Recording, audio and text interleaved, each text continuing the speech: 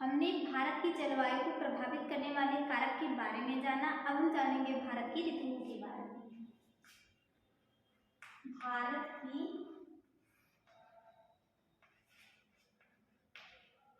ऋतुएं, ठीक। अब हम जानेंगे भारत की ऋतुओं के बारे में।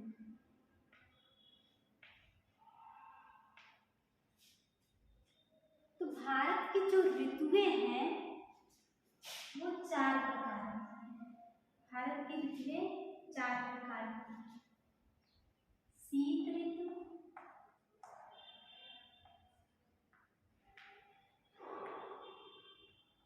शीत ऋतु,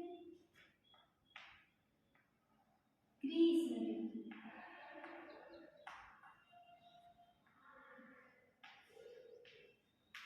ग्रीष्म ऋतु,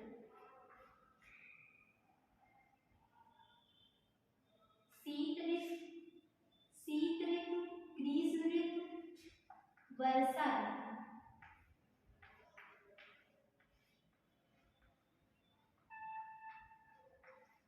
और लास्ट वाला है शरद ऋतु।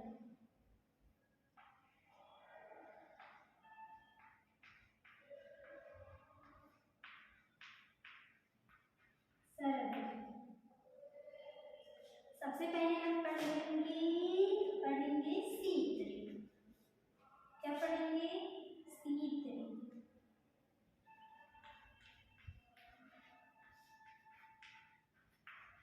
शीत ऋतु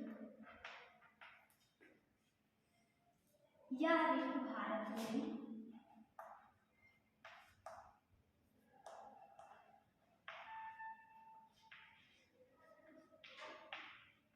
भारत में 15 दिसंबर से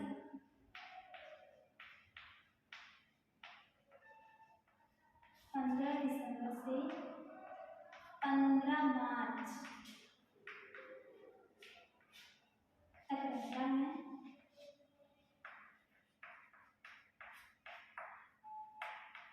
कब तक रहता है? शीत ऋतु जो होता है यह ऋतु भारत में 15 दिसंबर से 15 मार्च तक रहता है। और इस ऋतु में ठंडी पड़ती है। शीत से आप लोगों को पता चल गया होगा कि ठंडी पड़ती है। और इसमें जो हवाएं होती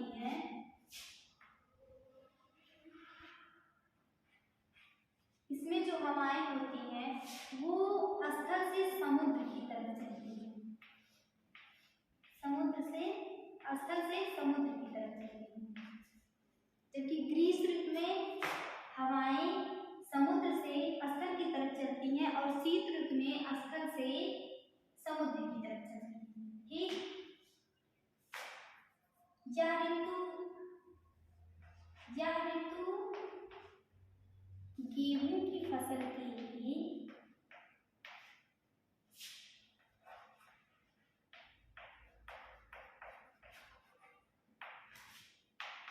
लाभप्रद होती है, मतलब लाभदायक होती है।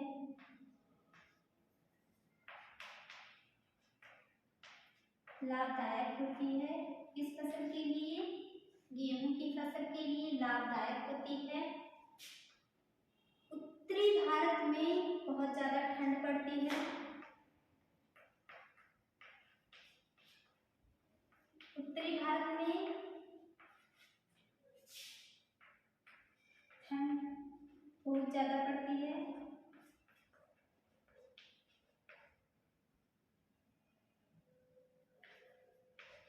बहुत ज्यादा पड़ती है और तापमान जो होता है 10 से 15 डिग्री सेल्सियस तक आ जाता है। वहीं दक्षिण भारत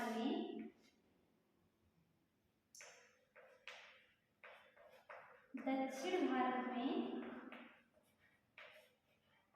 तापमान जो होता है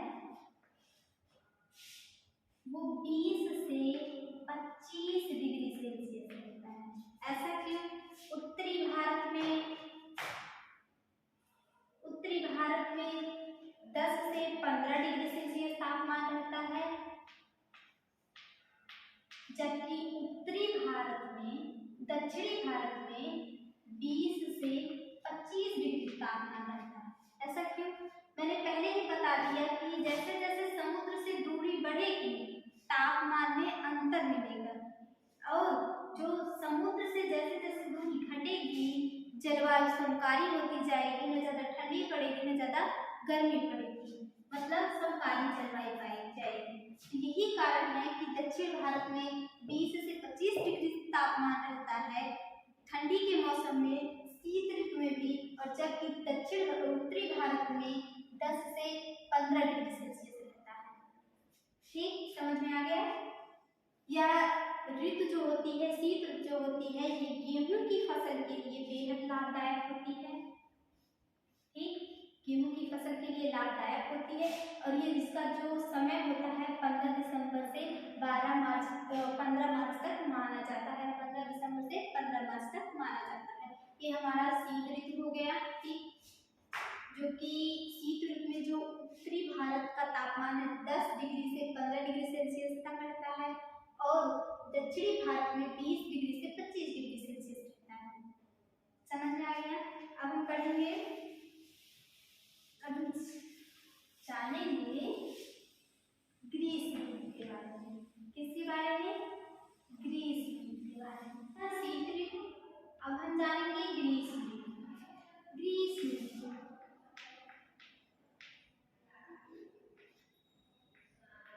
ग्रीष्म ऋतु, ग्रीष्म ऋतु का जो समय होता है 15 मार्च से लेकर 15 मई के बीच तक रहता है। ग्रीष्म ऋतु का समय 15 मार्च से लेकर 15 मई तक रहता है।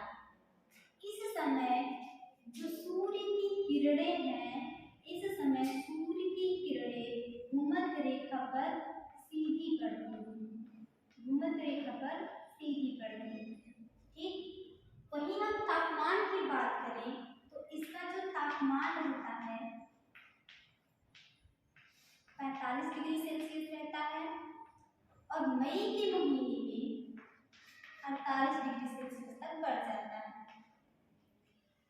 दक्षिण भारत में न्यूनतम तापमान की बात करें, दक्षिण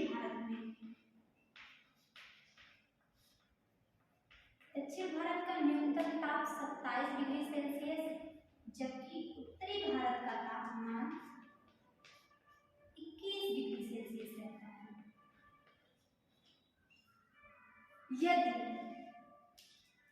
यदि भारत के पश्चिमी भाग में, भारत के पश्चिम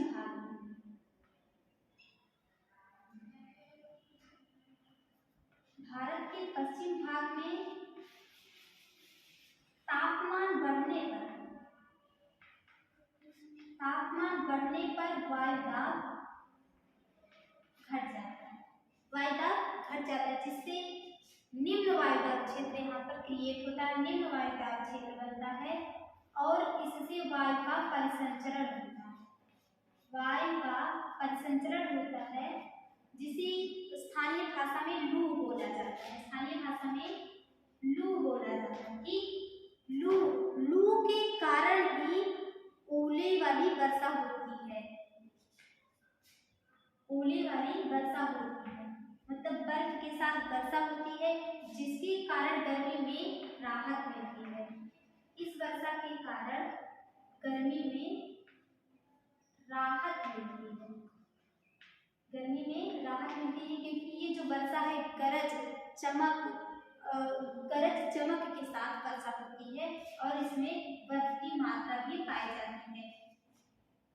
ग्रीष्म ऋतु में जो वर्षा होती है लू के चलने से, इस वर्षा को बंगाल व असम में काल बैसाखी के नाम से जानते हैं।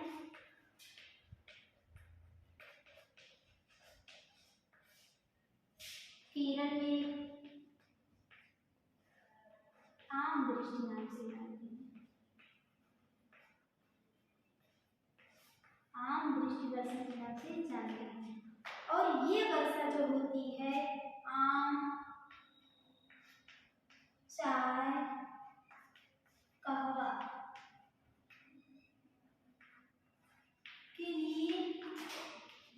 लाभप्रद होती है, मतलब लाभदायक होती है। ठीक, ग्रीष्म ऋतु 15 मार्च से 15 मई के बीच तक मानी जाती है। इसका जो तापमान रहता है ग्रीष्म ऋतु में 45 डिग्री सेल्सियस, मई के महीने में 48 डिग्री सेल्सियस हो जाता है। और न्यूनतम तापमान की बात करें दक्षिण भारत की तो 27 डिग्री सेल्सियस रहती है और उत्तरी भारत में 21 डिग्री सेल्सियस रहती है न्यूनतम तापमान। तापमान में वृद्धि होने पर, तापमान बढ़ने पर वायुदाब घट जाता है, जिससे निम्न वायुदाब केंद्र बनता है और वायु का परिसंचरण होता है, जिसे स्थानीय भाषा में लू बोलते हैं। इस लू के कारण आम वर्षा होती है, लू के कारण वर्षा होती है और यह वर्षा गरज, तड़प व बर्फ की मात्रा के साथ ही वर्षा होती है, जिससे गर्मी में राहत मिलती है। बंगाल व असम में इसे काल वैसाखी के नाम से जानते हैं, केरल में आमदृष्टि वर्षा के नाम से जानते हैं। आमदृष्टि वर्षा इसलिए कहते हैं क्योंकि इस समय में वर्षा जो होती है वो आम के लिए बेहद लाभप्रद होती है, चाय के लिए भी, कहावत के लिए भी। अब हम पढ़ेंगे ग्रीष्म ऋतु के बारे में। अब हम जानेंगे वर्षा ऋतु के बारे में। वर्षा ऋतु,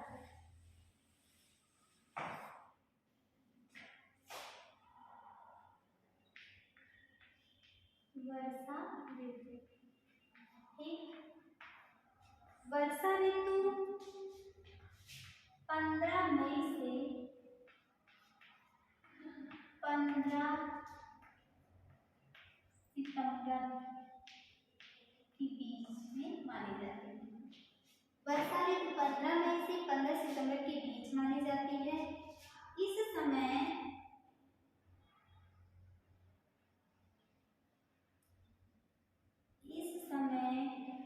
जो दक्षिण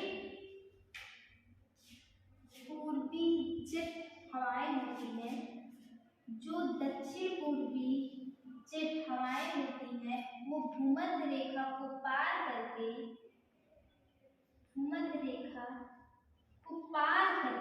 भारत की ओर बढ़ती हैं।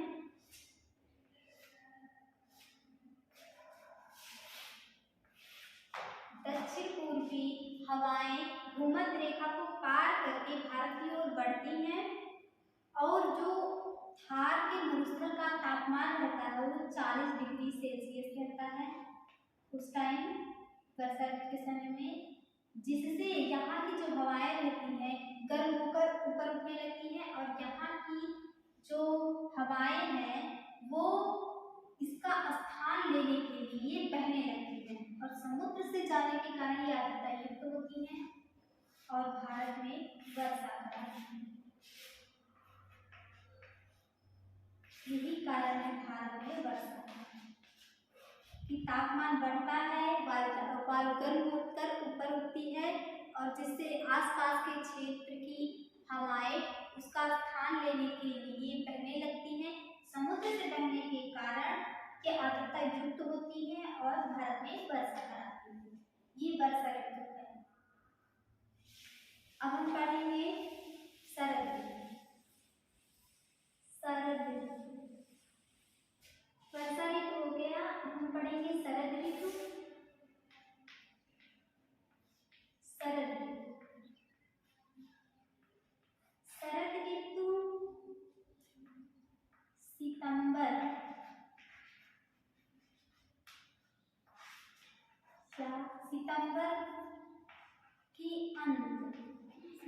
के अंत या अक्टूबर,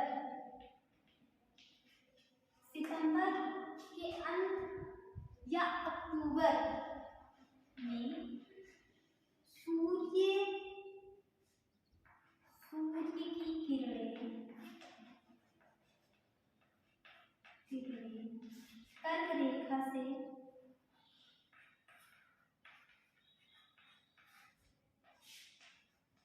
भूमध्य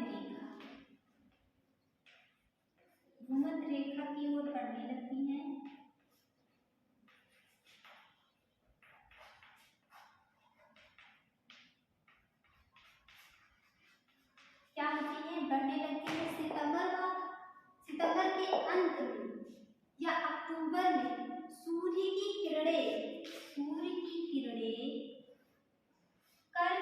रेखा से, ये कर्क रेखा है, भूमध्य रेखा की, सूर्य की किरणें कर्क रेखा से भूमध्य रेखा की ओर बढ़ने लगती हैं, जिसके कारण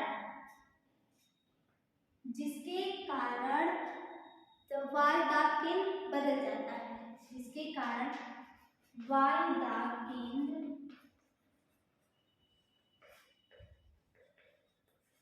बदल जाता है। वायुदाब बदल जाने के कारण भारत में जो मानसून है, वर्षा ऋतु में मानसून भारत की तरफ बढ़ा था। अब जब वायुदाब केंद्र बदल जाएगा, सूर्य की किरणें कर्क रेखा से भूमध्य रेखा की ओर बढ़ेगी, तो वायुदाब का केंद्र बदल जाता है और तब समय हो जाता है मानसून के लौटने का, अर्थात इसके बाद मानसून लौटने लगता है, वर्षा करके लौटने लगता है। और यह समय तब तापमान बदलने लगता है, वायुदाब का केंद्र बदल जाता है और मानसून लौटने लगता है। ये है शरद ऋतु। इस शरद ऋतु को बसंत ऋतु भी कहते हैं, बसंत ऋतु कहते हैं।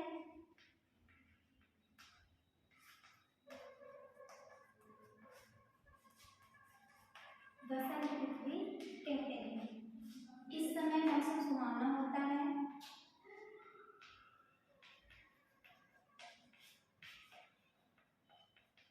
सुहावना मौसम रहता है।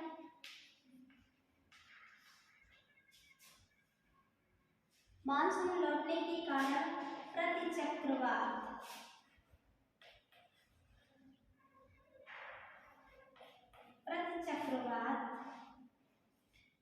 बनने की संभावना बढ़ जाती है।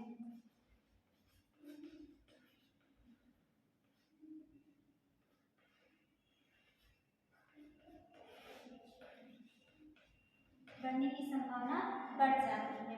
हमने जान लिया शीत ऋतु, ग्रीष्म ऋतु, वर्षा ऋतु, शरद। भारत में वर्षा का वितरण, वर्षा की मात्रा के आधार पर वर्षा की मात्रा के आधार पर भारत को चार भागों में, भारत की वर्षा का वितरण चार भागों में किया गया है। वर्षा की मात्रा के आधार पर भारत को चार भागों में बांटा गया है।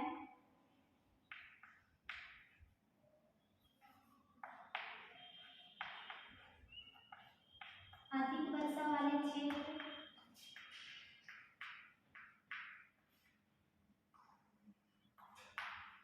अधिक वर्षा वाले क्षेत्र, मध्यम वर्षा वाले क्षेत्र,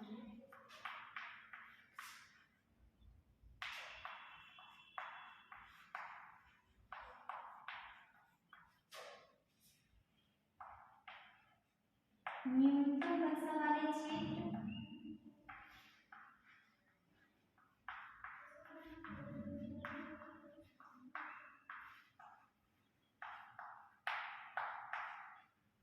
और चौथा है शुष्क क्षेत्र।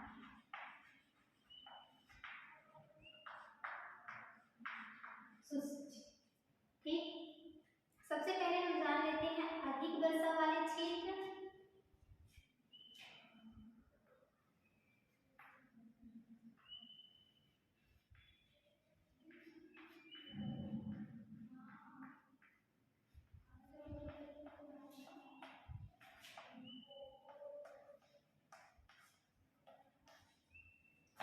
इन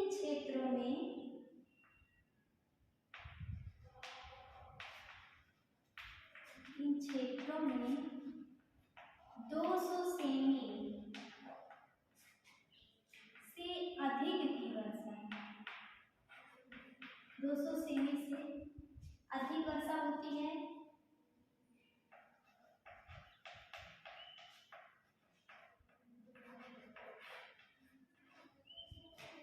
असम,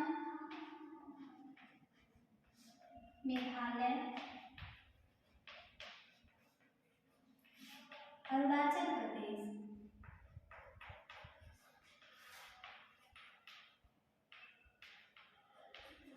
नागालैंड,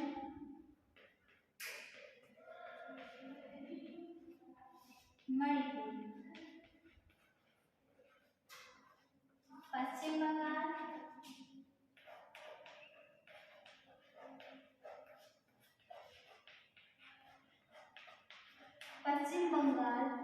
अधिक वर्षा वाले क्षेत्र में आते हैं। कौन कौन से क्षेत्र आते हैं? भारत के कौन कौन से क्षेत्र अधिक वर्षा वाले क्षेत्र में आते हैं? असम, मेघालय, अरुणाचल प्रदेश, नागालैंड, मणिपुर, पश्चिम बंगाल, ये क्षेत्र हैं जो अधिक वर्षा वाले क्षेत्र में आते हैं और इन क्षेत्रों में 200 सेमी से अधिक वर्षा होती है। 200 सेमी से अधिक वर्षा होती है। और बात करें हम मध्यम वर्षा वाले क्षेत्र,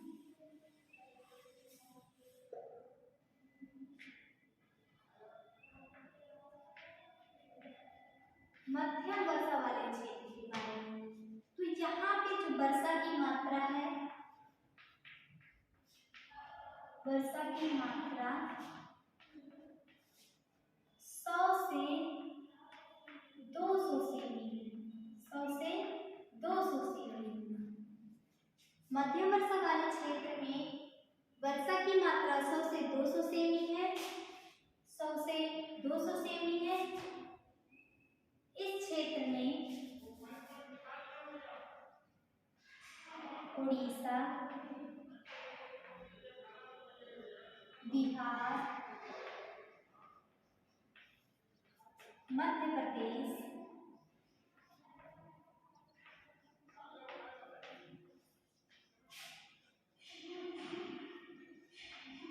पूर्वी उत्तर प्रदेश,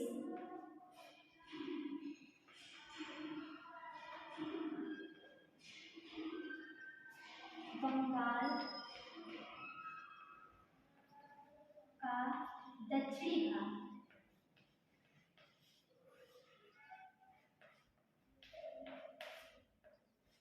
आता है। ठीक, इस क्षेत्र में वर्षा की मात्रा 100 से 200 सेमी होती है। उड़ीसा, बिहार, मध्य प्रदेश, पूर्वी उत्तर प्रदेश, बंगाल का दक्षिणी भाग आता है। ठीक, वही बात करें हम न्यून वर्षा वाले क्षेत्र, न्यून वर्षा वाले क्षेत्र की न्यूनतम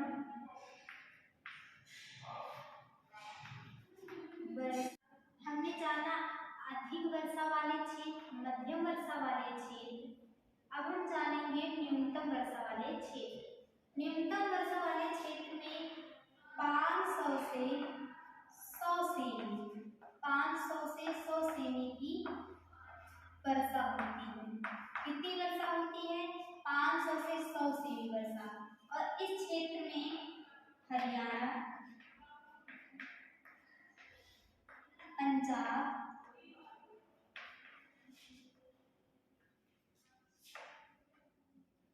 दक्षिणी उत्तर प्रदेश,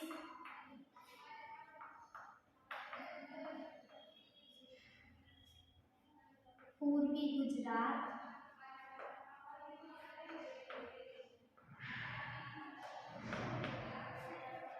आदि क्षेत्र आते हैं।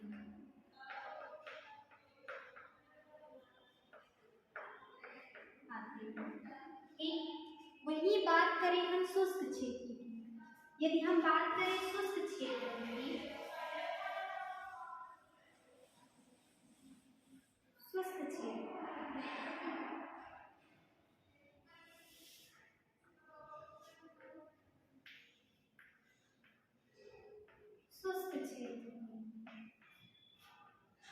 तो शुष्क क्षेत्र में 500 सेमी से भी कम की वर्षा होती है।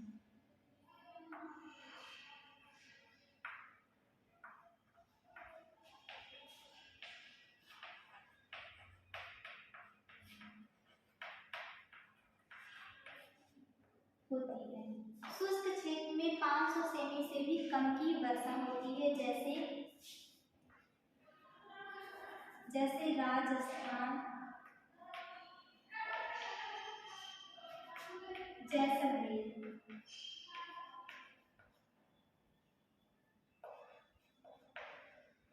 जैसे राजस्थान का जैसलमेर ऐसा स्थान है, यहाँ पर 500 सेमी से भी कम की वर्षा होती है। तो हमने जाना भारत में वर्षा का वितरण 4 प्रकार से है: अधिक वर्षा वाले क्षेत्र, मध्यम वर्षा वाले क्षेत्र, न्यूनतम वर्षा वाले क्षेत्र, शुष्क क्षेत्र। ठीक, हमने चारों के बारे में पढ़ लिया।